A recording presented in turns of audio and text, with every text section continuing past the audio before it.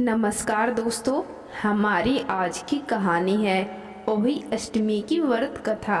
तो दोस्तों, इस साल अहोई अष्टमी का व्रत रविवार को रखा जाएगा।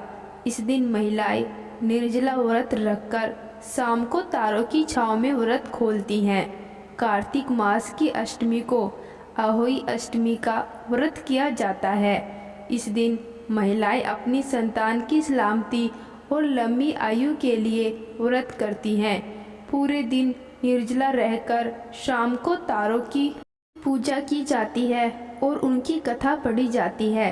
शाम को माँ ओही की कथा पढ़ने और बच्चों को सुनाने के बाद तारे देखने के बाद व्रत खोला जाता है। इस दिन व्रती महिलाएं चाकू आदि का इस्तेमाल नहीं करती हैं। अहोई अष्टमी की व्रत कथा। दिन में पूजा का समय 9:29 में तिथि आरंभ होने के बाद व्रत प्रायण संध्या काल तारों के दर्शन के बाद व्रत कथा। प्राचीन काल में एक साहूकार था जिसके 7 बेटे और 7 बहुएं थी। इस साहूकार की एक बेटी थी जो दीपावली के अवसर पर ससुराल से मायके आई थी।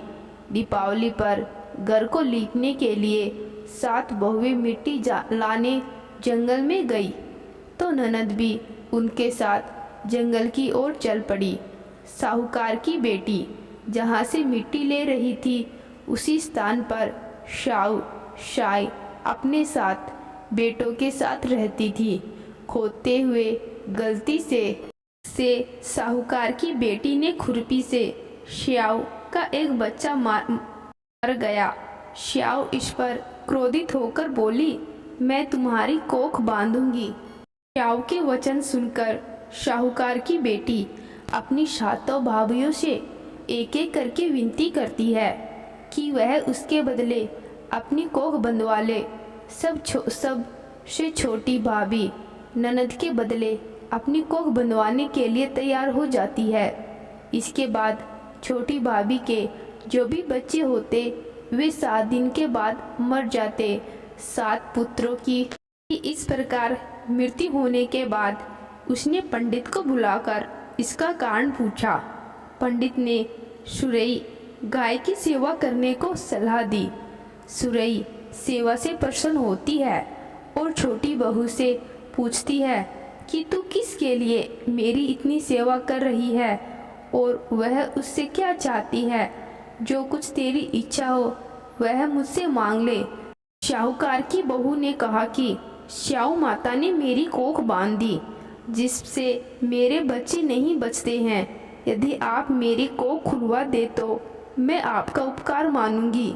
गाय माता ने उसकी बात मान ली और उसे साथ लेकर 7 समुद्र पार श्याऊ माता के पास ले चली। रास्ते में थक जाने पर दोनों आराम करने लगते हैं। अचानक साहूकार की छोटी बहू की नज़र एक ओर जाती है। वह देखती है कि एक सांप पंखनी के बच्चों को डसने जा रहा है और वह सांप तो मार देती है। इतने में गरुड़ पंखनी वहां आ जाती है और खून बिखरा हुआ देखकर उसे लगता है कि छोटी बहू ने उसके बच्चों को मार दिया। इस पर वह छोटी बहू को चोंच मारना शुरू कर देती है। छोटी बहू इस पर कहती है कि उसने तो उसके बच्चों की जान बचाई है। गरुड़ पंखनी इस पर खुश होती है और सुरही सहित उन्हें सियायु के पास पहुंचा देती है।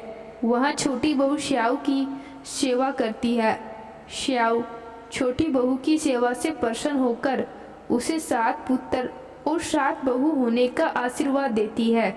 श्याऊ छोटी बहू का कहती है कि घर जाने पर तू अहोई माता के उद्यापन करना। 7 ओही बनाकर 7 कड़ाही देना। उसने घर लौटकर देखा तो उसके 7 बेटे और 7 बहुएं बैठी हुई मिली। वह खुशी के मारे भाव विभोर हो गई।